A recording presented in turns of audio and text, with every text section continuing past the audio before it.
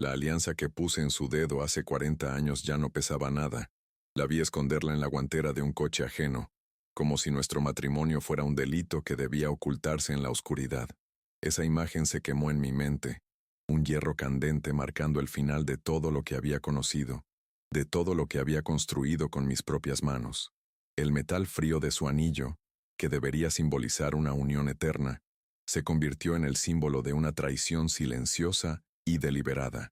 En ese instante, el mundo que conocía se desmoronó, no con un estruendo, sino con el discreto chasquido de un pestillo cerrándose, encerrando décadas de mi vida en un compartimento oscuro y olvidado, junto a un secreto que ya no podía ignorar y que cambiaría el rumbo de mi existencia para siempre. Me llamo Javier, tengo 65 años, y nunca imaginé que la mujer con quien construí cada pared de esta casa sería la misma que derrumbaría nuestro hogar sin usar un solo martillo.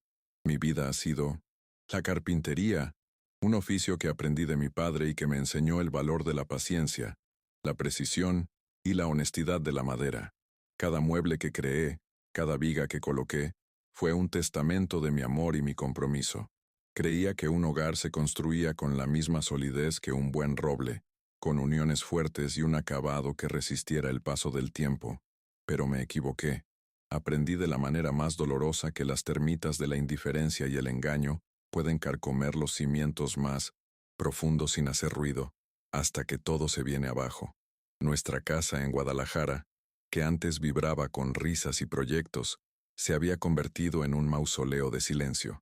Las cenas de los martes, como aquella, eran un ritual de desconexión. El único sonido era el de los cubiertos contra la porcelana, un metrónomo marcando el tiempo de una vida compartida que ya no existía. Elena y yo éramos dos extraños sentados a la misma mesa, dos piezas de un viejo mobiliario cubiertas por el polvo de la costumbre. Yo la miraba, intentando encontrar un vestigio de la joven con la que había soñado un futuro, pero solo veía un rostro distante, cuyos pensamientos navegaban en aguas a las que yo ya no tenía acceso. Me sentía invisible, una sombra en mi propio hogar. Mis manos, nudosas y cubiertas de callos por décadas de trabajo, son el mapa de mi vida. Cada cicatriz cuenta una historia, la del clavo que se desvió, la de la sierra que mordió demasiado profundo, la del esfuerzo por darle a mi familia una vida mejor de la que yo tuve. Esas mismas manos construyeron la cuna de nuestro hijo, repararon cada grieta en las paredes y sostuvieron a Elena en las noches de enfermedad. Ahora, en la mesa, las mantenía quietas sobre mi regazo, porque sentía que si las extendía para tocarla, ella se apartaría. Se habían convertido en las manos de un fantasma, testigos mudos de un afecto que se había evaporado como el barniz bajo el sol inclemente del desengaño. La conversación, cuando existía, era puramente logística. ¿Pagaste la cuenta de la luz? ¿Necesitas algo del mercado? Las palabras que antes tejían sueños y confidencias, ahora solo servían para mantener a flote la cáscara vacía de nuestra convivencia. El cariño se había extinguido, reemplazado por una cortesía fría y distante que dolía más que cualquier grito. Yo sospechaba, claro que sí. El corazón de un hombre que ha amado por tanto tiempo sabe reconocer el vacío, la ausencia, pero la certeza era un abismo al que temía asomarme, un precipicio desde el cual la caída sería definitiva, y yo me aferraba al borde con la fuerza de la negación, esperando un milagro que nunca llegó. Antes de continuar con la historia, por favor haz clic en me gusta, suscríbete al canal y comenta desde dónde estás viendo. Tu apoyo es muy importante para mí, porque en momentos como este, saber que alguien escucha al otro lado del silencio se convierte en un ancla, en una razón para seguir adelante y contar la verdad hasta el final. Tu participación me da la fuerza para desenterrar cada detalle de este doloroso viaje y compartir no solo mi caída, sino también cómo encontré la manera de volver a levantarme desde los escombros de una vida que creía perdida para siempre. La noche anterior fue la gota que derramó el vaso, el golpe sordo que fracturó la última viga de mi esperanza. Elena había dicho que iría a su club de lectura, una excusa que se había vuelto tan frecuente como predecible. Un mal presentimiento, esa vieja brújula, del alma que rara vez se equivoca, me impulsó a ir a buscarla, no con la intención de confrontarla, sino con la tonta necesidad de demostrarme a mí mismo que estaba equivocado, que mis demonios eran solo fantasmas de mi propia inseguridad. Conduje hasta el centro, con el corazón apretado, esperando verla salir de la biblioteca con sus amigas, riendo y comentando sobre algún libro. Pero no fue en una biblioteca donde la encontré. Estacioné mi vieja camioneta a una distancia prudente y la vi salir de uno de los restaurantes más caros de la ciudad, un lugar al que nosotros nunca habíamos ido juntos. No iba acompañada de sus amigas del club, sino de un hombre más joven, vestido con un traje que seguramente costaba más que mi salario de un mes entero. Se reían, y la forma en que él le tocaba el brazo con una familiaridad posesiva fue como una bofetada. Me quedé inmóvil, paralizado por una mezcla de rabia y una tristeza tan profunda que me robó el aliento, sintiendo cómo el frío del acero se instalaba en mis entrañas. El golpe final, el que me rompió por dentro, no fue verlo a él, fue verla a ella. Mientras caminaban hacia el lujoso auto de aquel hombre, vi cómo Elena, con un gesto rápido y casi ensayado, se deslizaba el anillo de matrimonio del dedo. Lo hizo con una naturalidad escalofriante, como quien se quita un disfraz al final de una función. Abrió la guantera del coche y lo depositó adentro, ocultando 40 años de historia en un pequeño compartimento de plástico. Ese gesto deliberado de borrarme, de anular nuestra vida juntos para poder vivir la suya sin el estorbo de mi existencia, fue más cruel y devastador que cualquier beso o abrazo que pudiera haber presenciado. En ese momento, comprendí el verdadero significado de la infidelidad. No se trataba solo del cuerpo, se trataba del alma. Ella no solo compartía su tiempo con otro hombre, había pactado con él una nueva vida en la que yo no tenía cabida. La alianza que guardó no era la de oro que yo le di, sino un nuevo compromiso, uno sellado en la oscuridad y la mentira. Verla borrar así nuestro pasado, con esa facilidad, me hizo entender que yo ya no era su esposo, sino un obstáculo, una reliquia de un tiempo que ella estaba desesperada por dejar atrás. Y esa revelación me dejó vacío, flotando en la inmensidad de mi soledad. No la confronté esa noche. No hubo gritos, ni reproches, ni un escándalo en medio de la calle.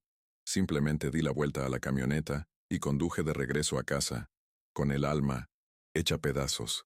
El silencio en el vehículo era un eco del vacío que se había instalado en mi pecho.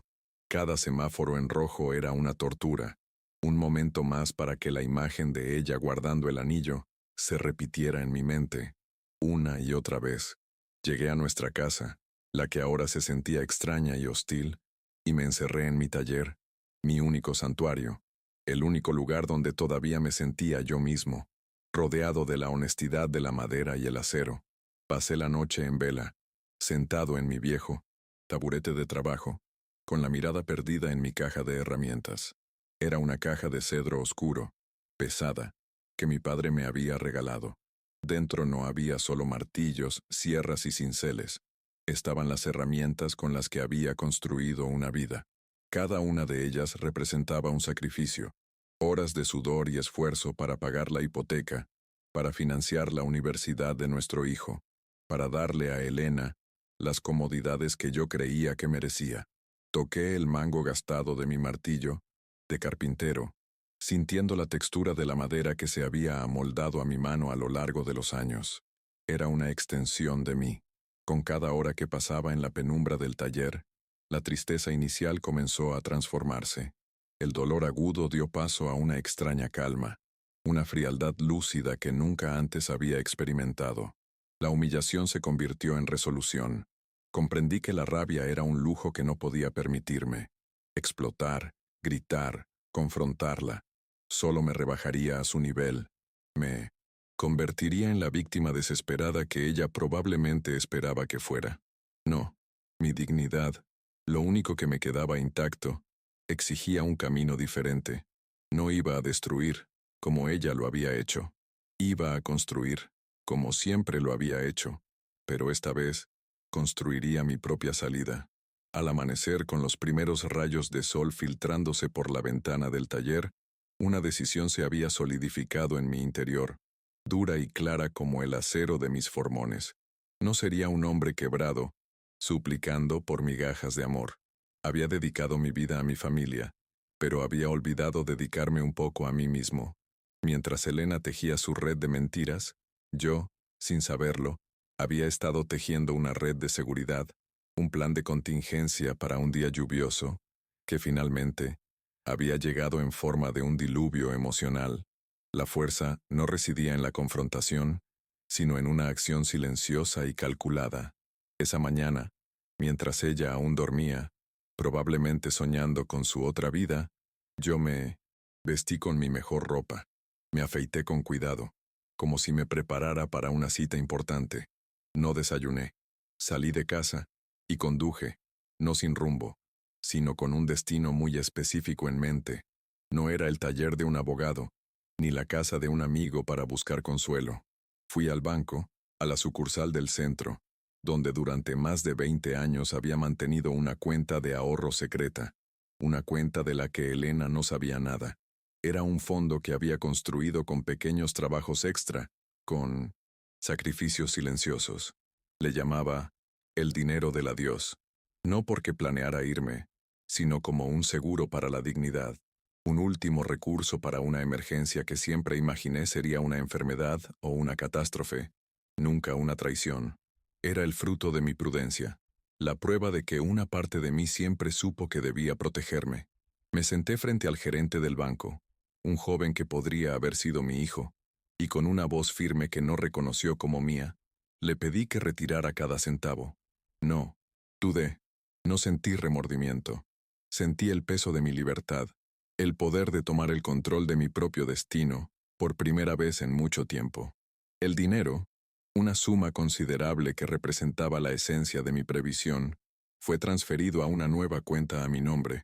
Salí del banco sintiéndome más ligero, como si me hubiera quitado de encima el peso de décadas de complacencia y silencio. El sol de la mañana me pareció más brillante, el aire más puro. No era un acto de venganza, sino de autopreservación. Era mi declaración de independencia. Mientras caminaba hacia mi camioneta, supe que el Javier que había entrado en ese banco ya no existía. El hombre que salió era alguien nuevo, alguien que había recuperado el control de sus herramientas y estaba listo para construir su propio futuro, tabla por tabla. Mi fuerza, me di cuenta en ese momento, no provenía del dinero en sí, provenía de la certeza de que, a pesar del engaño y el desprecio, yo había mantenido mi integridad. Mi valor como hombre no estaba en el anillo que ella había desechado, sino en mi palabra, en mi lealtad, en el orgullo de mi trabajo. Había soportado mucho en silencio, creyendo en el sagrado compromiso que hice en el altar, un compromiso que ella había disuelto con un gesto casual. Ahora, ese compromiso era conmigo mismo, el compromiso de vivir el resto de mis días con la dignidad que me había ganado a pulso y que nadie, nunca más, me arrebataría. Volví a casa y la encontré en la cocina, preparando café como si fuera un día cualquiera. Me miró con esa indiferencia habitual, sin notar el cambio en mi mirada, la determinación en mi postura. No dije nada. Fui a mi taller, mi fortaleza, y me senté, esperando. Sabía que la calma no duraría. Sabía que la tormenta estaba por desatarse, pero por primera vez no le tenía miedo. Tenía mi caja de herramientas, tenía mi plan, y lo más importante, me tenía a mí mismo. El juego había cambiado de reglas, y yo, el carpintero invisible, estaba a punto de demostrar que conocía la estructura de nuestro mundo mejor que nadie. El olor a acerrín y barniz de mi taller siempre me había traído paz. Era el aroma del trabajo honesto, de la creación. Mientras esperaba, pasé la mano por la superficie de una mesa de mezquite que estaba a medio terminar. La madera era fuerte, con vetas profundas y complejas, como la vida misma. Había planeado ponerla en nuestro comedor, una sorpresa para nuestro aniversario. ¡Qué ironía! Ahora, esa mesa representaba algo más. Mi capacidad de transformar algo bruto en algo hermoso y funcional. Una metáfora del trabajo que ahora tenía que hacer con los restos de mi propia vida. La espera se sentía extraña, una calma tensa antes del inevitable enfrentamiento. Cada minuto se estiraba, lleno de los ecos de 40 años de vida compartida. Recordé los primeros días, la emoción de comprar esa casa, de verla crecer con nuestros sueños. Recordé a nuestro hijo dando sus primeros pasos en el mismo piso de madera que ahora crujía bajo mis botas. Esos recuerdos ya no traían calor, sino un frío nostálgico, el dolor de un fantasma que se aferra a un lugar que ya no le pertenece. Era necesario exorcizar esos fantasmas para poder seguir adelante. No sentía odio hacia Elena, sentía una profunda decepción, una tristeza por la mujer que se había perdido a sí misma en el miedo a envejecer, en la búsqueda de una validación vacía. Su debilidad la había llevado a traicionar no solo a mí, sino a la persona que ella misma había sido. En su anhelo por una emoción superficial, había descartado la solidez de una vida construida con amor verdadero, aunque desgastado por el tiempo, y en ese acto, se había condenado a sí misma a una soledad mucho más profunda que la que intentaba evitar. Mi plan no era castigarla, sino liberarme. La verdadera libertad, comprendí en esas horas de reflexión, no consistía en hacerle pagar por su traición, consistía en demostrarle, y demostrarme a mí mismo, que mi valor no dependía de su aprobación ni de su presencia. Mi dignidad era mi posesión más preciada, forjada en el yunque del trabajo duro y la integridad, y no estaba dispuesto a permitir que ella la empañara con su deslealtad. El dinero era solo una herramienta, el medio para un fin, construir un nuevo comienzo sobre mis propios términos. Pensé en mi padre. Él siempre decía que un buen carpintero nunca culpa a sus herramientas. Si una tabla se partía, era porque no habías respetado la veta. Si una unión quedaba floja, era porque no había sido preciso. Él me enseñó a asumir la responsabilidad, a mirar mis propios errores antes de señalar los de los demás. Quizás yo también había cometido errores. Quizás mi silencio, mi costumbre, mi falta de atención a las grietas que aparecían en nuestro matrimonio, habían contribuido al derrumbe. Pero el acto final, la demolición deliberada, había sido elección suya. La caja de herramientas sobre el banco parecía observarme. Era mi legado, la suma de mi identidad. Cada herramienta tenía su propósito, su historia. El serrucho que cortó las vigas del techo, el cepillo que alisó la madera de la cuna, los formones que tallaron los detalles de nuestra primera cama, eran testigos silenciosos de una vida de dedicación. Ahora, me recordaban que todavía tenía la habilidad de construir, de crear orden a partir del caos. No iba a dejar que se oxidaran en el olvido, ni a ellas ni a mí mismo. El sol ya estaba alto en el cielo cuando escuché sus pasos apresurados cruzando el patio hacia el taller. El momento había llegado. Respiré hondo, llenando mis pulmones con el aire polvoriento y familiar de mi santuario. No había nervios, solo una determinación helada. Me levanté del taburete y me paré junto a mi banco de trabajo, con las manos apoyadas sobre la madera maciza. Estaba en mi territorio, rodeado de la evidencia tangible de quién era yo. Y estaba listo.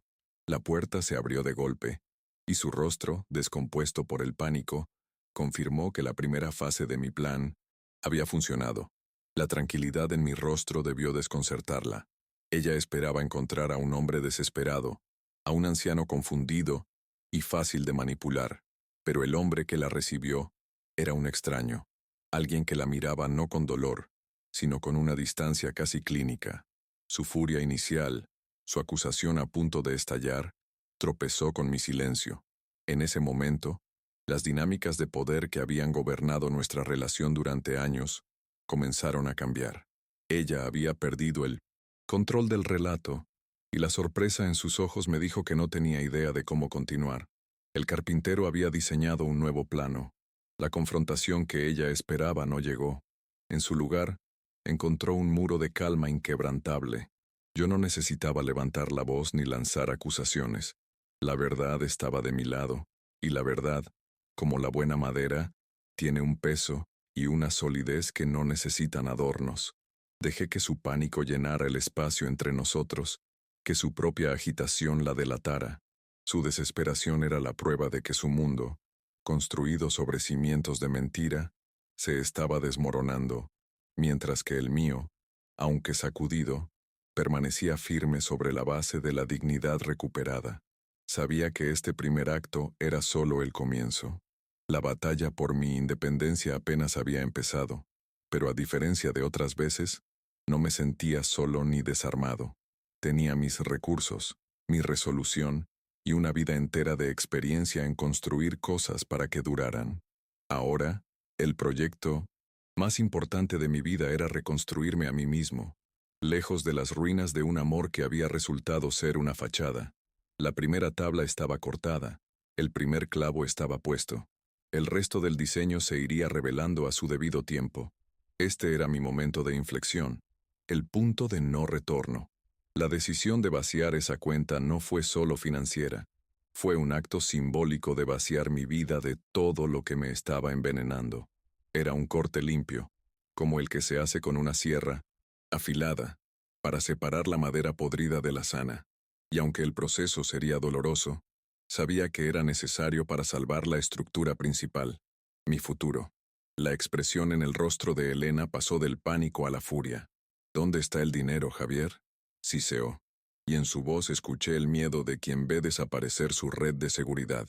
El dinero de nuestra cuenta conjunta, el que ella probablemente consideraba suyo por derecho, ya no estaba. Y esa ausencia era el primer golpe tangible contra el 100% castillo de naipes que había construido con su amante. Su reacción no era la de una esposa preocupada por nuestro futuro, sino la de una socia de negocios que acaba de descubrir que su capital ha desaparecido. Me mantuve en silencio, dejando que sus palabras rebotaran en las paredes del taller.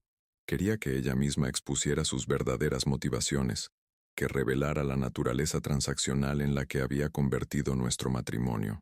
No se trataba de amor ni de lealtad, se trataba de seguridad financiera, de la comodidad que mi vida de trabajo le había proporcionado, y que ahora veía amenazada. Su desesperación era la confesión más elocuente de todas, una que ninguna palabra mía podría igualar. La batalla que se avecinaba no sería de gritos, sino de resistencia silenciosa. Finalmente, la miré directamente a los ojos, y por primera vez en mucho tiempo, no desvié la mirada. La vulnerabilidad que ella siempre había visto en mí había sido reemplazada por algo que no supo reconocer.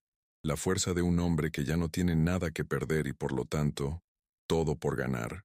El primer acto de mi nueva vida había comenzado, no con una escena de humillación, sino con un acto de poder silencioso que la había desarmado por completo. Y este era solo el principio de la historia, la primera pieza de un rompecabezas que yo mismo me encargaría de armar. Su rostro, antes una máscara de pánico, se endureció hasta convertirse en una expresión de furia glacial. ¿Qué hiciste? ¿Javier? ¿Te volviste loco? ¿Dónde está nuestro dinero? Espetó avanzando hacia mí. Cada palabra era un dardo envenenado, lanzado no desde la preocupación, sino desde la rabia de ver sus planes frustrados. La palabra nuestro sonó hueca y falsa en el aire cargado del taller. Hacía mucho tiempo que nada era nuestro. Ella había dividido nuestro mundo en secreto, creando un universo paralelo donde yo era simplemente el proveedor, el guardián de los recursos que financiaban su doble vida. Su pregunta no buscaba una explicación, exigía una rendición, el regreso a un orden en el que ella tenía todo el control, y yo, ninguna sospecha. Me apoyé con más firmeza en el banco de trabajo, sintiendo la solidez de la madera bajo mis palmas. Era mi ancla en medio de su tormenta artificial.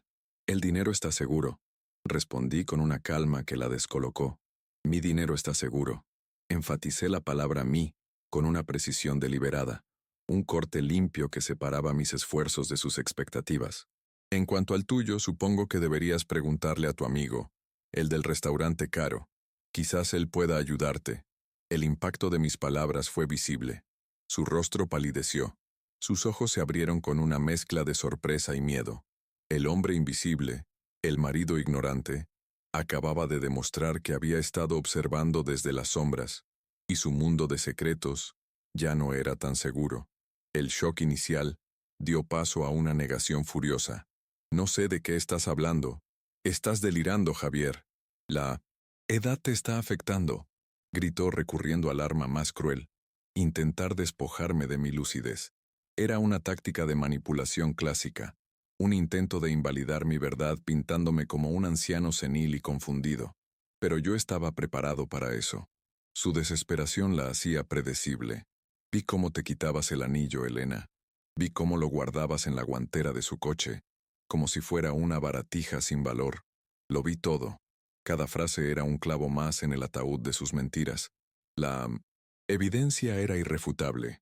No una fantasía de mi mente, sino una imagen grabada a fuego en mi memoria, nítida y dolorosa. La verdad, una vez liberada, es implacable. Su furia se desmoronó, reemplazada por un pánico desnudo. Se dio cuenta de que no estaba frente al hombre dócil que creía conocer. Había subestimado mi capacidad de observación, mi umbral de dolor y, sobre todo, mi instinto de supervivencia. Intentó cambiar de estrategia. Sus ojos se llenaron de lágrimas de cocodrilo. Javier, no es lo que parece. Estás malinterpretando las cosas. Estaba confundida, sola, comenzó a decir, tejiendo una historia de víctima, una narrativa en la que ella era la pobre mujer desatendida y yo, el marido frío e insensible. Pero el telón de ese teatro se había caído, y yo ya no era parte de su audiencia dispuesta a aplaudir el drama. Basta, Elena. Se acabaron las funciones. La interrumpí, mi voz firme pero sin rastro de ira. Durante años he sido un espectador silencioso en mi propia casa, viendo cómo te distanciabas, cómo nuestro hogar se enfriaba. Pensé que era el tiempo, la costumbre, pero no era eso. Era una elección, tu elección. Al verbalizarlo, sentí una liberación.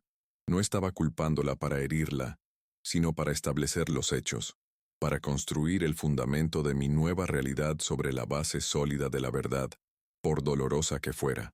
Su intento de manipulación emocional se estrelló contra el muro de mi resolución. Ya no había vuelta atrás. El puente de la confianza se había quemado por completo. Un recuerdo vívido me asaltó, tan claro como si hubiera ocurrido ayer. Hacía 5 años, ella había llegado a casa entusiasmada con un proyecto de inversión, un pequeño negocio de importación de artesanías con una amiga. Necesitaba una cantidad considerable de dinero para empezar. Yo tenía mis dudas, pero ella insistió. Me acusó de no apoyar sus sueños. Para conseguir ese dinero, vendí en secreto mi colección de herramientas antiguas de carpintería, piezas que mi abuelo me había heredado, reliquias que atesoraba más que cualquier otra cosa material. Se lo di todo, creyendo que invertía en su felicidad. El negocio fracasó en menos de 6 meses, y el dinero se esfumó.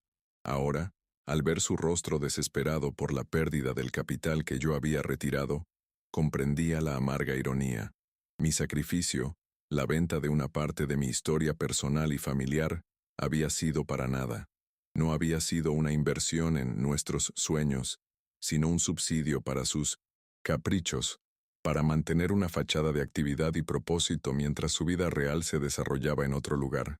Aquel recuerdo no me trajo tristeza, sino una claridad helada. Había estado financiando mi propia obsolescencia, pagando por el privilegio de ser ignorado y, finalmente, traicionado. Esa comprensión endureció aún más mi determinación. Nunca más. Desesperada, sacó su teléfono. Voy a llamar a nuestro hijo. Le contaré lo que has hecho. Verás lo que piensa cuando sepa que has robado los ahorros de nuestra vejez. La amenaza de usar a nuestro hijo como arma era su movimiento más bajo, pero también el más predecible. Siempre había sabido manipularlo, presentándose como la madre abnegada, y a mí, como el padre ausente y obsesionado con su trabajo. Adelante, llámalo, le respondí, sin inmutarme, pero asegúrate de contarle toda la historia. Cuéntale del restaurante, del hombre, de la alianza, a ver qué opina él de la verdad completa. Sabía que no se atrevería. Su poder residía en las medias verdades, en las narrativas cuidadosamente editadas. Su mano tembló sobre el teléfono. No marcó. Sabía que había perdido esa batalla. La revelación total la expondría no solo ante mí, sino ante la única persona cuyo amor y respeto aún podría conservar. La rabia volvió a su rostro. Te arrepentirás de esto, Javier. Esto es mi casa tanto como tuya. No tienes derecho a hacer esto, gritó, su voz resonando en el pequeño espacio del taller. Tienes razón, admití con calma. Esta casa la construimos juntos, pero tú dejaste de habitarla hace mucho tiempo. Te convertiste en una inquilina en tu propio hogar, y ahora, el contrato de arrendamiento ha expirado. La metáfora la dejó sin palabras, luchando por encontrar una respuesta que no llegó. En un arrebato de impotencia, salió del taller dando un portazo que hizo vibrar las herramientas colgadas en la pared. Me quedé solo, en el silencio repentino, el eco de su ira todavía flotando en el aire.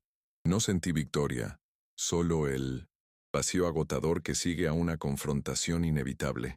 Me senté en el taburete y respiré hondo, el familiar olor a madera llenando mis pulmones. Sabía que esto era solo el comienzo. Ella no se rendiría tan fácilmente. Su comodidad, su estatus y su orgullo estaban en juego. Ahora comenzaría la verdadera guerra, una guerra de desgaste emocional y legal en la que intentaría por todos los medios despojarme de lo poco que me quedaba. Más tarde, ese mismo día, la escuché hablar por teléfono en la sala. No estaba tratando de ser sigilosa, quería que yo la oyera. Su voz era un torrente de autocompasión y acusaciones. Hablaba con él, con su amante. No te imaginas lo que ha hecho. Ha vaciado nuestras cuentas. Está completamente fuera de sí, decía, pintándome como el villano, el loco. Esperé a escuchar la respuesta de él, la promesa de apoyo incondicional, la seguridad de que él la rescataría de esta situación. Pero del otro lado de la línea solo parecía haber pausas, evasivas. La anemia, calidez y la confianza que ella seguramente esperaba no se materializaban en la conversación. Pude percibir el cambio en su tono, la frustración creciendo mientras sus expectativas chocaban con la fría realidad. Pero, ¿qué quieres decir con que necesitas tiempo? Ahora es cuando te necesito, suplicó, su voz perdiendo la arrogancia y tiñéndose de un pánico genuino. El hombre que le ofrecía cenas caras y escapadas emocionantes no parecía tan dispuesto a involucrarse en un complicado y costoso divorcio con un marido que, contrariamente a lo esperado, no era un peón pasivo. La ironía era cruel. Ella había apostado todo a un futuro con él, y ahora, ante el primer obstáculo real, los cimientos de ese futuro ya mostraban grietas. La llamada terminó abruptamente. El silencio que siguió fue más denso y pesado que antes. Pude imaginarla en la sala, sola con su teléfono, enfrentando la aterradora posibilidad de que su plan de escape, su red de seguridad emocional y financiera, se estuviera deshilachando. Su amante, el exitoso y valiente caballero andante, se estaba revelando como lo que probablemente siempre fue, un oportunista que disfrutaba de la emoción de una aventura prohibida, pero sin ningún interés en asumir las consecuencias. La había seducido con una fantasía, y ahora que la dura realidad llamaba a la puerta, él comenzaba a retroceder hacia las sombras. Este era un desarrollo que yo no había previsto, pero que entendía perfectamente. El valor de Elena para ese hombre no residía en quién era ella, sino en lo que representaba. Una conquista fácil, una distracción de su propia vida quizás, pero una mujer en medio de un divorcio contencioso, con problemas financieros y una carga emocional inmensa, ya no era una aventura atractiva, era un problema. Y él, como tantos otros, no estaba interesado en problemas. El desprecio que sentí por él fue casi tan grande como la pena que sentí por ella. Había cambiado un amor sólido, aunque desgastado, por una ilusión de oropel. Recordé una conversación con mi padre, poco después de que me casara. Estábamos en este mismo taller, y él, mientras afilaba un cincel, me dijo, «Hijo, un matrimonio no se sostiene solo con amor, se sostiene con lealtad. El amor cambia, a veces se cansa, a veces se esconde, pero la lealtad es la viga maestra. Si esa viga se rompe, toda la estructura se viene abajo, no importa cuán bonita sea la fachada». En ese momento, yo era joven y creía que nuestro amor era indestructible. Ahora, con el eco de la llamada de Elena todavía en mis oídos, entendía la profunda sabiduría de sus palabras. La lealtad de Elena se había roto, y la estructura se había derrumbado. El conflicto ahora escalaba más allá del dinero. Se trataba de la casa. Al día siguiente, Elena me abordó con una nueva estrategia. Ya no había lágrimas ni furia, sino una frialdad calculadora. He hablado con un abogado, anunció, aunque yo sabía que era un farol. Esta casa es un bien mancomunado. La mitad es mía, y quiero mi mitad. Venderemos la casa y dividiremos el dinero. Su plan era claro: liquidar nuestro pasado, tomar su parte y correr hacia la vida que creía merecer. La idea de vender la casa que construí con mis propias manos, el lugar donde vi crecer a mi hijo, era como si me pidiera que me amputara una parte de mi alma.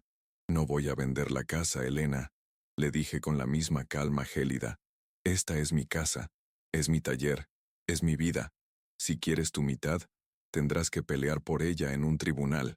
Y allí, créeme, tendremos que hablar de todo, de cada detalle.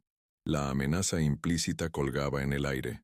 Un juicio significaría una exposición pública de su infidelidad, un escándalo que su orgullo no podría soportar, y que su amante, sin duda, evitaría a toda costa. Estaba arrinconándola, usando su propia necesidad de mantener las apariencias como un arma en mi defensa.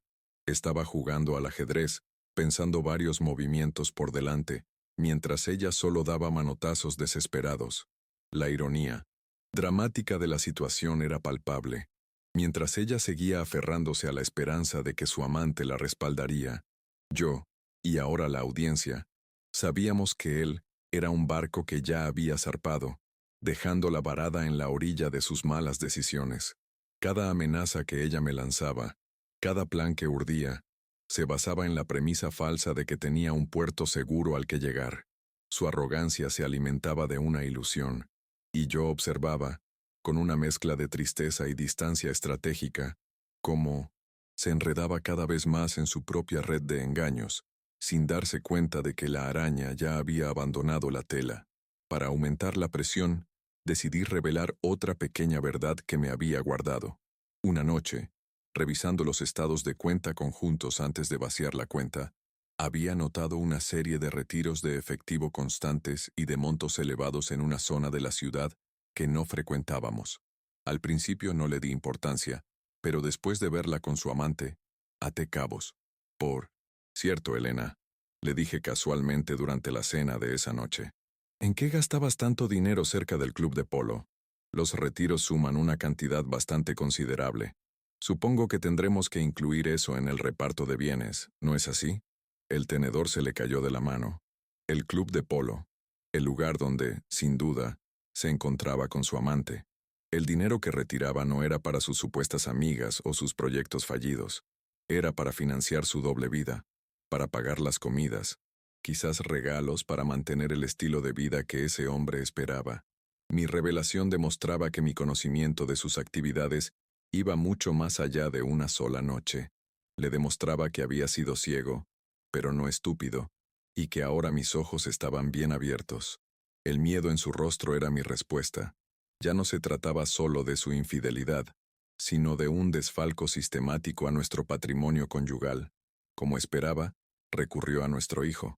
La llamada que finalmente le hizo fue una obra maestra de la manipulación. La escuché desde el pasillo. Tu padre no está bien, hijo. Está haciendo cosas extrañas. Me acusa de cosas terribles.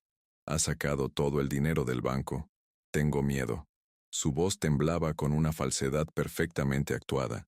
Pintaba un cuadro de un hombre mayor perdiendo la razón, convirtiéndome en una amenaza, a ella en la víctima y a nuestro hijo en el salvador que debía intervenir. Mi corazón se encogió de dolor, no por mí, sino por la terrible posición en la que estaba poniendo a nuestro hijo, forzándolo a tomar partido en una guerra sucia. Esa noche, el peso de todo me cayó encima. A pesar de mi resolución y mi calma exterior, la soledad en la casa vacía se sentía aplastante. Fui al taller, mi refugio, y abrí un viejo álbum de fotos que guardaba en un cajón. Allí estábamos, Elena y yo, jóvenes y llenos de sueños, el día de nuestra boda. Allí estaba nuestro hijo, un bebé en mis brazos. Pasé los dedos por una foto de nosotros tres en la playa. Sonriendo, una familia unida contra el mundo. Una lágrima solitaria rodó por mi mejilla y cayó sobre el plástico que protegía la imagen. Era una lágrima por el hombre que había sido, por la familia que había creído tener y por el futuro que nunca sería. Mi momento de vulnerabilidad fue interrumpido por el sonido de su coche arrancando y alejándose a toda prisa. La curiosidad pudo más que mi tristeza. Me asomé por la ventana y la vi irse, con el rostro iluminado por la pantalla de su teléfono. Unos minutos después recibí un correo electrónico. Era de un bufete de abogados. Adjunto venía un documento legal, una orden de alejamiento preliminar y una notificación para una audiencia. Me acusaba de comportamiento errático y amenazante, de abuso psicológico. Estaba usando el sistema legal para intentar echarme de mi propia casa, para pintarme como el agresor. El golpe fue bajo, sucio y brillantemente cruel. Me quedé mirando el documento en la pantalla de mi vieja computadora, sintiendo un frío que no tenía nada que ver con la temperatura de la noche. Ella había escalado el conflicto a un nivel que yo no había anticipado. Ya no era una disputa doméstica, era una guerra legal declarada. Me sentí atrapado, como si las paredes de mi propio taller se estuvieran cerrando a mi alrededor. Por un momento la duda se filtró en mi resolución. ¿Podría yo, un simple carpintero, luchar contra abogados y un sistema que a menudo favorece la narrativa de la mujer víctima? Me sentí abrumado, agotado y por primera vez verdaderamente asustado por el futuro que me esperaba. El teléfono sonó, sacándome de mi estupor. Era mi hijo. Papá, ¿qué está pasando? Mamá me llamó, está histérica. Me dijo que te has vuelto loco, que la estás amenazando. ¿Es verdad que sacaste todo el dinero? Su voz estaba llena de confusión y angustia. Elena lo había envenenado con éxito. Intenté explicarle, decirle mi versión de los hechos, pero sentí como sus palabras estaban teñidas de escepticismo. Amante, papá, ¿no crees que estás exagerando un poco? Mamá dice que estás paranoico. La puñalada final no vino de Elena, sino de la duda en la voz de mi propio hijo. Me sentí completamente solo, traicionado por las dos personas que más amaba en el mundo. Colgué el teléfono sintiéndome derrotado. Me dejé caer en mi silla, el documento legal brillando en la pantalla, las palabras de mi hijo resonando en mis oídos. Elena había jugado sus cartas maestras, me había aislado, me había pintado como un villano inestable, y ahora venía por mi hogar. Miré a mi alrededor, a las herramientas silenciosas, a los proyectos a medio terminar, al polvo de madera que cubría cada superficie. Este era mi mundo, mi vida, y estaba a punto de ser arrancado de mí. La indignación que había sentido se transformó en una profunda sensación de injusticia. ¿Era así como terminaba todo? ¿Despojado de mi dinero, de mi hogar y de la confianza de mi hijo? El clímax de mi desesperación llegó cuando escuché un coche detenerse afuera. No era Elena, eran dos agentes de policía. La orden de alejamiento, aunque preliminar, les daba la autoridad para sacarme de mi casa esa misma noche. Me explicaron la situación con una profesionalidad impersonal. Tenía 10 minutos para recoger algunas pertenencias personales y marcharme. No podía acercarme a Elena ni a la casa. Me sentí como un criminal en mi propio santuario. La humillación fue absoluta. Mientras metía algo de ropa en una bolsa, bajo la atenta mirada de los oficiales, vi una foto nuestra en la mesita de noche. La mujer que sonreía en esa foto me había destruido. Salí a la noche fría, dejando atrás 40 años de mi vida. La puerta de mi casa se cerró a mi espalda con un sonido definitivo. Me quedé en la acera, con una pequeña bolsa en la mano, viendo cómo la policía hablaba con Elena, quien los había llamado, y ahora los observaba desde la entrada, con una expresión de triunfo mal disimulado. En ese momento, en el punto más bajo de mi existencia, despojado de todo, una extraña calma me invadió. Había perdido la batalla de esa noche, pero la guerra no había terminado. Ella creía que me había quebrado, pero lo que no sabía es que un hombre que lo ha perdido todo es el hombre más peligroso, porque ya no tiene nada que temer. Me alejé caminando por la calle oscura, sin saber a dónde ir. Cada paso era pesado, pero también firme. La desesperación había dado paso a una resolución de acero. Ya no se trataba solo de mi dinero o de la casa. Se trataba de mi nombre, de mi honor, de la verdad. Ella había subestimado al carpintero. Creía que yo solo sabía construir con madera, pero estaba a punto de descubrir que también sabía cómo demoler una estructura construida sobre mentiras, y lo haría con la misma paciencia, la misma precisión y la misma fuerza implacable con la que había manejado mis herramientas toda mi vida. La noche era oscura, pero en mi interior, una llama acababa de encenderse. El segundo acto de mi tragedia personal había concluido, dejándome en la máxima vulnerabilidad, expulsado, difamado y abandonado. La indignación moral del espectador, que en este caso era yo mismo, estaba en su punto más álgido. Pero el final del acto no es el final de la obra, es simplemente el punto de máxima tensión antes del giro final. Mientras caminaba sin rumbo, mi mente ya estaba trabajando, diseñando los planos para el tercer acto, el acto de la justicia. La noche era larga, pero el amanecer llegaría, y con él, la hora de la reconstrucción. El plan de Elena era casi perfecto. Había logrado aislarme financiera y emocionalmente, y ahora, físicamente, me había convertido en un paria, un hombre sin hogar acusado de ser una amenaza. Desde su perspectiva, la victoria era total. Probablemente llamaría a su amante para celebrar, para decirle que el obstáculo finalmente había sido removido, que el camino estaba despejado para su futuro juntos. La ironía dramática se intensificaba, ya que yo sospechaba, y la audiencia intuía, que ese futuro era una quimera. Ella había quemado su único puente real para perseguir un espejismo, y la niebla comenzaba a disiparse. Me senté en la banca de un parque desierto, el frío de la noche calando en mis huesos, la bolsa con mis pocas pertenencias a mis pies. Miré mis manos callosas y vacías, manos que habían construido, cuidado y protegido. Ahora, no tenían nada que sostener, pero en esa nada encontré una extraña libertad. Cuando ya no tienes nada que proteger y puedes arriesgarlo todo. Mi mente se aclaró. El shock inicial se disipó, reemplazado por un enfoque nítido.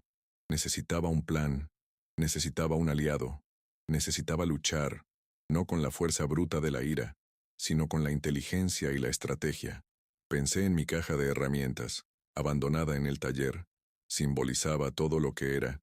Cada herramienta tenía una función específica, y yo sabía cómo usarlas todas. Ahora necesitaba un nuevo conjunto de herramientas, legales, financieras, emocionales, y sabía en el fondo de mi ser que en algún lugar de mi vida había forjado esas herramientas también. La paciencia de lijar una superficie hasta dejarla perfecta, la precisión de un corte exacto, la fuerza para unir dos piezas de madera de forma inseparable. Esas habilidades no se limitaban a la carpintería, eran habilidades para la vida, y era hora de usarlas. La desesperación de Elena, su necesidad de actuar tan drásticamente, era en sí misma una debilidad. Revelaba su miedo, miedo de que yo contara la verdad, miedo de que su amante la abandonara, miedo de enfrentarse a sí misma sin el colchón financiero que yo representaba. Su agresión no era una muestra de fuerza, sino de pánico. Y el pánico lleva a cometer errores. Yo, en cambio, ya había tocado fondo. No tenía nada más que perder. Desde mi posición de absoluta desventaja, tenía la ventaja estratégica de la claridad y la nada que temer. El juego de poder, sin que ella lo supiera, acababa de nivelarse. Recordé un viejo dicho de carpinteros: mide 2 veces, corta una vez. Elena había cortado de forma impulsiva y temeraria. Yo, en cambio, iba a medir, iba a analizar cada ángulo, cada veta en la madera de nuestra situación. Iba a preparar mi estrategia con el cuidado de un artesano que se enfrenta a su obra maestra. Ella había ganado la primera escaramuza de forma espectacular, pero la guerra se gana con estrategia, resistencia y un conocimiento profundo del material con el que se trabaja. Y yo conocía el material de nuestra vida juntos mejor que nadie. El tablero estaba listo para el siguiente movimiento. El segundo acto terminaba conmigo en la oscuridad, un rey destronado y exiliado de su propio reino. Pero la narrativa de la víctima pasiva no era para mí. En la quietud de ese parque solitario, el protagonista empático que había sido humillado comenzó a transformarse. La promesa de una revancha, no una de venganza mezquina, sino de una reafirmación de la dignidad, se forjó en el frío de esa noche. La historia estaba lejos de terminar. El clímax emocional de la injusticia había alcanzado su punto máximo, preparando el escenario para una resolución que nadie, y menos que nadie Elena, podría prever. La sensación de impotencia comenzó a ser reemplazada por una energía fría y enfocada. Si iba a ser el villano en su historia, entonces interpretaría el papel, pero con mis propias reglas. Mi mente repasó mis activos, no los financieros. Esos estaban congelados por ahora. Mis activos reales. Mi reputación en el barrio como un hombre honesto y trabajador. Los favores que había hecho a lo largo de los años sin pedir nada a cambio. El conocimiento profundo de cada contrato, cada factura, cada documento que habíamos firmado en 40 años. Mi memoria era un archivo, y era hora de abrir los cajones olvidados.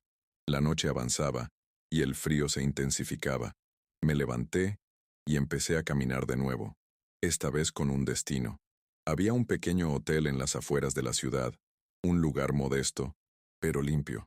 Pagaría con el poco efectivo que llevaba en la cartera. Necesitaba un techo, un lugar para pensar, para trazar mi contraofensiva. La imagen de Elena, triunfante en la puerta, ya no me causaba dolor, sino que alimentaba mi resolución. Ella había subestimado gravemente la capacidad de un hombre tranquilo. Había confundido mi paciencia con debilidad, un error fatal que le costaría muy caro. Mientras me registraba en el hotel, bajo la mirada curiosa del recepcionista nocturno, me sentí como un general antes de una batalla decisiva, exiliado, con un ejército de un solo hombre, pero con un conocimiento del terreno que el enemigo no poseía. La habitación era impersonal y austera, pero para mí era un cuartel general. Me senté en el borde de la cama y saqué un pequeño cuaderno y un bolígrafo de mi bolsa. Comencé a escribir, a hacer una lista, a conectar los puntos.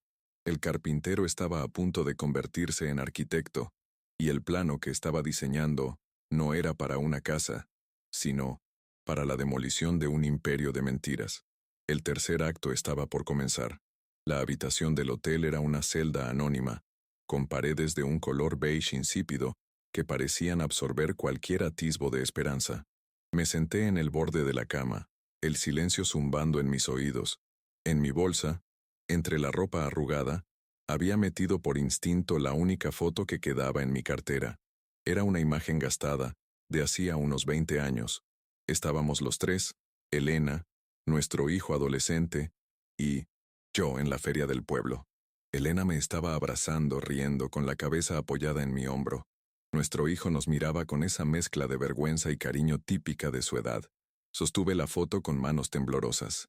El hombre de esa imagen, sonriente y confiado, me parecía un completo extraño. ¿En qué momento se había perdido? ¿En qué curva del camino su risa se había vuelto un eco lejano y mi presencia, un estorbo? El dolor que sentí no fue agudo, sino sordo y profundo, una hemorragia interna, en el alma. La traición no era solo la mentira, era el robo de mi pasado, la profanación de mis recuerdos más preciados. Cada risa en esa foto se sentía ahora como una mentira, cada abrazo, una actuación, y esa comprensión fue el golpe más devastador de todos, el que me hizo sentir verdaderamente quebrado. La soledad de esa noche fue un abismo. Cada crujido en el pasillo del hotel, cada sirena lejana, amplificaba mi aislamiento. Me vi a mí mismo como un mueble viejo y desvencijado, arrumbado en mí no me... un cuarto de hotel barato, despojado de su hogar, de su propósito. Elena no solo me había quitado el dinero y la casa, me había robado mi identidad, la del esposo, la del padre, la del pilar de una familia.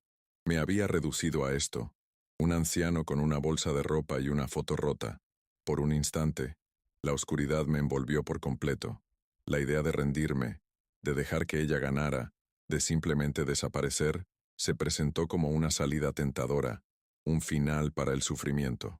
Cerré los ojos y Por primera vez en mi vida, me sentí verdaderamente vencido, sin fuerzas para dar un paso más en ninguna dirección.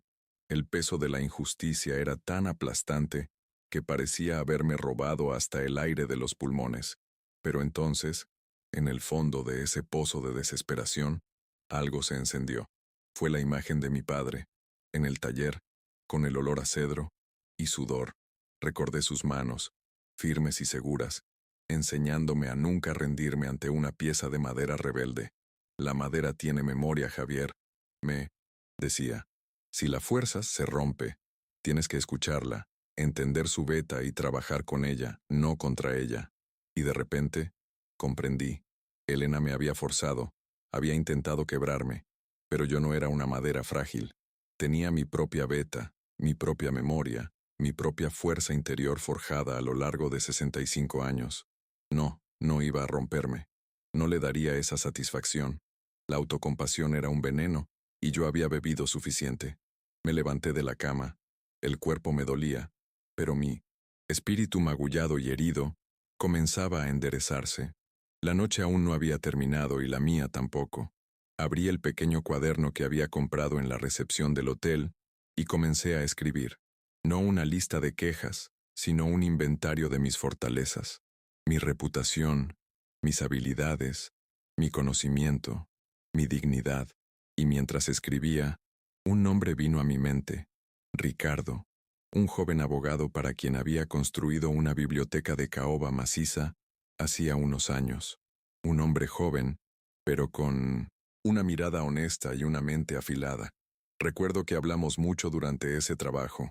Él admiraba mi artesanía, y yo su respeto por la justicia y su ética de trabajo.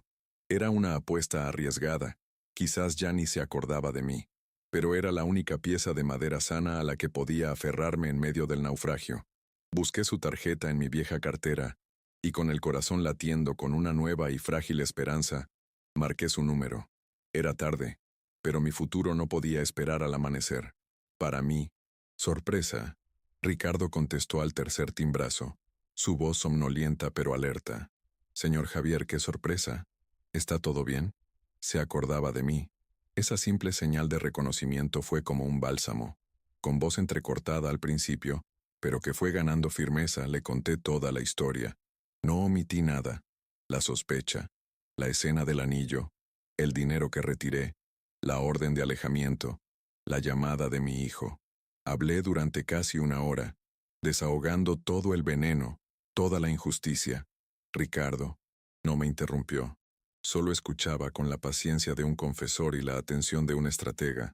Cuando terminé, hubo un largo silencio al otro lado de la línea. Por un momento, temí que me considerara un viejo loco, tal como Elena quería. Pero cuando finalmente habló, sus palabras no fueron de compasión, sino de combate. Señor Javier, dijo con una calma de acero, esto no es un drama familiar. Esto es un manual de abuso patrimonial y manipulación psicológica. Y créame, podemos luchar. La esperanza, que hasta hacía unas horas era una brasa moribunda, se convirtió en una llama. Al día siguiente, nos reunimos en su modesta oficina. Ricardo, con su traje impecable y su energía juvenil, era el contrapunto perfecto a mi cansancio. Escuchó de nuevo mi historia, esta vez tomando notas, haciendo preguntas precisas. ¿Tiene pruebas de la venta de esas herramientas antiguas? ¿Recuerda las fechas de los retiros en el club de polo? ¿Hay vecinos que puedan testificar sobre su carácter pacífico? Cada pregunta era una herramienta que él sacaba de su maletín, preparándose para la construcción de mi defensa.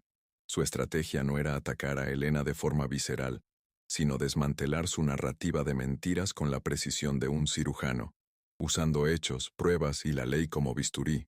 Por primera vez, sentí que no estaba solo. Tenía un aliado, un arquitecto para mi contraofensiva. Comenzamos a trabajar. Siguiendo las instrucciones de Ricardo, contacté a 2 de mis vecinos más, antiguos, una pareja de jubilados que me conocían desde hacía 30 años. Les expliqué la situación, la humillación de ser expulsado de mi casa. Su indignación fue inmediata y genuina. Pero si tú eres la persona más tranquila del barrio, Javier, siempre dispuesto a ayudar, exclamó la mujer. Ambos se ofrecieron a firmar declaraciones juradas y a testificar a mi favor, desmontando la acusación de comportamiento amenazante. Fue el primer ladrillo en la reconstrucción de mi honor. Saber que mi reputación, construida con décadas de honestidad, pesaba más que las mentiras de Elena. Me devolvió una parte de la fuerza que creía perdida. El siguiente paso fue el más doloroso, pero necesario. Ricardo me aconsejó que me reuniera con mi hijo, pero no para discutir ni para intentar convencerlo con palabras. Llévale una prueba irrefutable, me dijo.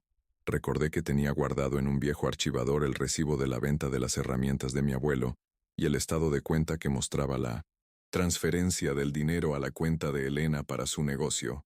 Lo encontré, un pedazo de papel amarillento, que era la prueba tangible de mi sacrificio. Me cité con mi hijo en una cafetería neutral. Estaba distante, a la defensiva. No dije mucho. Simplemente deslicé los documentos sobre la mesa. Solo quiero que veas esto, le dije. Este fue el dinero que tu madre usó para su proyecto. Pregúntale a ella de dónde salió. Vi la confusión en sus ojos mientras leía, el engranaje de la duda, comenzando a girar en su mente. No insistí. Me levanté y me fui, dejando que la verdad hiciera su lento pero inexorable trabajo. Mientras tanto, Ricardo presentaba una moción para revocar la orden de alejamiento, adjuntando las declaraciones de mis vecinos y argumentando que la orden se había obtenido de forma fraudulenta, como una táctica para obtener una ventaja en el inminente proceso de divorcio. También solicitó acceso a los estados de cuenta detallados de Elena, apuntando directamente a los retiros de efectivo cerca del club de polo. La maquinaria legal, lenta pero poderosa, se había puesto en marcha, no en mi contra, sino a mi favor.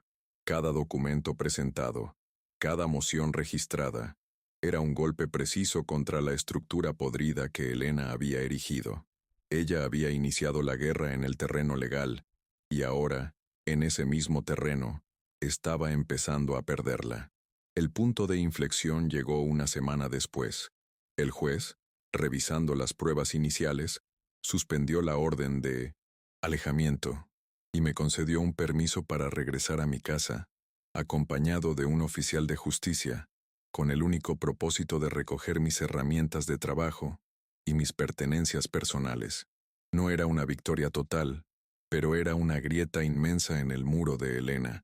Era el reconocimiento del tribunal de que yo no era el monstruo que ella había pintado. La noticia le llegó a través de su abogado, y supe, por una llamada furiosa que le hizo a Ricardo, que estaba en pánico. Su plan se estaba desmoronando. Su amante había dejado de responder a sus llamadas y yo, el marido que creía haber exiliado, estaba a punto de volver a cruzar el umbral de mi hogar.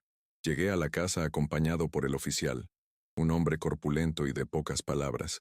Elena nos esperaba en la puerta, su rostro una máscara de odio y miedo. Entré en mi casa. El aire se sentía extraño, impregnado de su perfume y de una tensión palpable. Caminé directamente hacia el taller, mi santuario. Ella me siguió, cerrando la puerta a nuestras espaldas, dejando al oficial en el pasillo. Estábamos solos, en el lugar donde todo había comenzado y donde todo iba a terminar. No puedes hacer esto, Javier, siseó, su voz temblando. Esta es mi casa. Su desesperación era evidente. Todas sus cartas habían sido jugadas, y ninguna había resultado ganadora. Vine por mis herramientas, Elena, por lo que es mío, respondí, mi voz tranquila, sin eco de la tormenta que había vivido. Comencé a colocar mis formones y cepillos en una caja de transporte. Ella intentó un último y desesperado asalto emocional. Javier, por favor, piensa en todos los años, en nuestra historia. ¿Vas a tirar todo por la borda por un error? ¿Por un momento de debilidad? Apelaba al pasado, a la memoria del hombre que había sido, esperando encontrar una última grieta de sentimentalismo en mi armadura. Pero ese hombre ya no existía. Había muerto en la soledad de un cuarto de hotel. Dejé lo que estaba haciendo y me volví hacia ella. Caminé hacia mí, viejo banco de trabajo, y con un gesto lento y deliberado, abrí mi pesada caja de herramientas de cedro, la que mi padre me había dado. El olor a madera vieja y aceite llenó el aire. Mira esto, Elena, le dije. Metí la mano y saqué un pequeño martillo de bola, su mango de madera pulido por décadas de uso. Se lo puse en la mano, y su peso pareció sorprenderla. Sus dedos, acostumbrados a las caricias de otro hombre, se cerraron torpemente alrededor de la herramienta. Con este martillo, comencé, mi voz resonando con una claridad que nunca antes había tenido. Construí el verse de nuestro hijo. Con estas manos, las que tú despreciaste, coloqué la alianza en tu dedo. Me enseñaron que el valor de un hombre reside en su palabra y en su lealtad, en lo que construye y protege. Durante 40 años, construí un hogar para ti, una vida para nosotros. Y tú tiraste la alianza en una guantera, como si fuera basura, y dejaste que un extraño entrara a nuestra historia para saquearla y demolerla. La miré a los ojos y por primera vez, no vi a la mujer que amé, sino a una extraña, a una desconocida consumida por sus propios miedos. Mi secreto no era el dinero en el banco, Elena. Ese era solo un plan de contingencia. Mi verdadero secreto, mi verdadero poder, era que incluso cuando me dejaste solo en esta casa, cuando me convertiste en un fantasma, yo nunca dejé de construir un futuro digno para mí. Mi dignidad no estaba en tu amor, estaba aquí. Me golpeé suavemente el pecho, con el puño, y eso es algo que nunca pudiste tocar. Le quité el martillo de la mano, lo volví a colocar suavemente en la caja y la cerré. El chasquido del cerrojo fue el sonido más definitivo que jamás había escuchado. Fue el punto final de nuestro libro. Ahora, le dije girándome para irme, te toca a ti. Ve y construye tu propio futuro. A ver qué herramientas tienes. Salí del taller sin mirar atrás, dejando a Elena sola entre el aserrín y los fantasmas de una vida que ella misma había elegido destruir. No había odio en mi corazón, ni siquiera ira, solo una inmensa y liberadora paz. Usé el dinero del adiós, no para pelear una guerra de tierra quemada, sino para comprar mi libertad. A través de nuestros abogados, llegamos a un acuerdo. Ella se quedó con la casa, ese mausoleo de recuerdos rotos que ahora tendría que mantener sola. Yo me quedé con mis ahorros, mi dignidad intacta, y mi futuro por delante. El amante, como era de esperar, desapareció de su vida en cuanto el dinero y la comodidad dejaron de ser parte de la ecuación, dejándola enfrentar las consecuencias de sus decisiones en la más absoluta soledad. Con mi parte, compré un pequeño chalet en un pueblo costero, a cientos de kilómetros de Guadalajara, un lugar donde el único sonido por la noche es el de las olas rompiendo en la orilla. Monté un nuevo taller, más pequeño, más luminoso, con vistas al mar. Ya no construyo grandes muebles, sino pequeñas esculturas de madera que vendo a los turistas en el mercado del pueblo. Cada pieza que tallo es una celebración de mi libertad, un testimonio de mi resiliencia. No gano mucho dinero, pero gano lo suficiente para vivir en paz, bajo mis propias reglas. Mi hijo vino a visitarme hace un mes. Nuestra conversación fue larga y difícil, pero por primera vez en mucho tiempo, fue honesta. Me pidió perdón, no por haber creído a su madre, sino por no haberme escuchado a mí. Está reconstruyendo la relación conmigo, tabla por tabla, con la paciencia de un buen artesano. No sé qué fue de Elena. He elegido no saberlo. Mi historia con ella ha terminado. La venganza no es verla sufrir. La verdadera victoria es mi propia felicidad, mi paz reencontrada. A veces, por la tarde, me siento en el porche de mi nuevo hogar, con una taza de café, mirando el sol hundirse en el océano. Siento la brisa salada en mi rostro y el olor a madera de mi taller, y pienso en el valor de las cosas, no el valor del dinero, sino el valor de la integridad, del respeto por uno mismo. La dignidad, aprendí, no es algo que te puedan quitar, solo puedes abandonarla tú mismo. Y yo, el viejo carpintero, decidí no abandonar la mía, y esa ha sido la mejor construcción de toda mi vida. La lección final que me dejó esta amarga experiencia es que la verdadera fortaleza no reside en cuánto puedes soportar en silencio, sino en cuándo decides que ya has soportado suficiente. Mi historia no es una de venganza, sino de redención personal. Es la historia de un hombre que tuvo que Perderlo todo para darse cuenta de que lo único que realmente importaba, su propio valor, había estado dentro de él todo el tiempo, tan sólido y fiable como el acero de sus herramientas más queridas. La vida, como la madera, tiene sus nudos y sus vetas imperfectas. No podemos elegir el material que se nos da, pero sí podemos decidir qué hacer con él. Podemos dejar que se pudra, o podemos tallarlo, lijarlo y pulirlo hasta convertirlo en algo de lo que estemos orgullosos. Yo elegí tallar, y aunque el proceso dejó cicatrices, el resultado es una obra de arte que llamo paz, una escultura que adorna cada uno de mis nuevos amaneceres. Mi relación con mi hijo sigue sanando. Él ha visto la verdad por sí mismo, no porque yo se la impusiera, sino porque las acciones de su madre a lo largo del tiempo se volvieron insostenibles. Ella, al quedarse sin recursos, intentó manipularlo a él también, y fue entonces cuando él comprendió la profundidad de su egoísmo. Ahora, hablamos por teléfono cada semana, y planea traer a mis nietos a visitarme en verano. Estoy reconstruyendo el único puente que realmente importaba. He aprendido a disfrutar de mi propia compañía. La soledad que antes me aterraba en la casa grande de Guadalajara, ahora es una compañera bienvenida en mi pequeño chalet. Es una soledad llena de propósito, de creación, de la satisfacción del trabajo bien hecho. Mis manos, que una vez se sintieron vacías y sin propósito, ahora están siempre ocupadas, dando forma a la madera, creando belleza a partir de un simple trozo de tronco. La caja de herramientas de mi padre está en un lugar de honor en mi nuevo taller. Es un recordatorio constante, no del pasado doloroso, sino de la herencia de resiliencia que me fue legada. Me recuerda que, sin importar cuán grande sea la tormenta, un buen artesano siempre encuentra la manera de reconstruir, de reparar, de crear algo nuevo y más fuerte a partir de los escombros. El final de mi historia no es un "y vivió feliz para siempre". Es algo mucho más real y valioso. Es un "y vivió en paz consigo mismo". Y para un hombre que lo había perdido todo, la paz es el mayor de los tesoros, un lujo que no se puede comprar con dinero, sino que se gana con el coraje de elegir la propia dignidad por encima de todo lo demás. Mi mensaje para cualquiera que escuche mi historia es este: nunca subestimes tu propio valor. Eres el carpintero de tu propia vida. Tienes las herramientas para construir la existencia que mereces. A veces, la construcción más importante requiere primero demoler las estructuras viejas y podridas que te impiden ver el sol.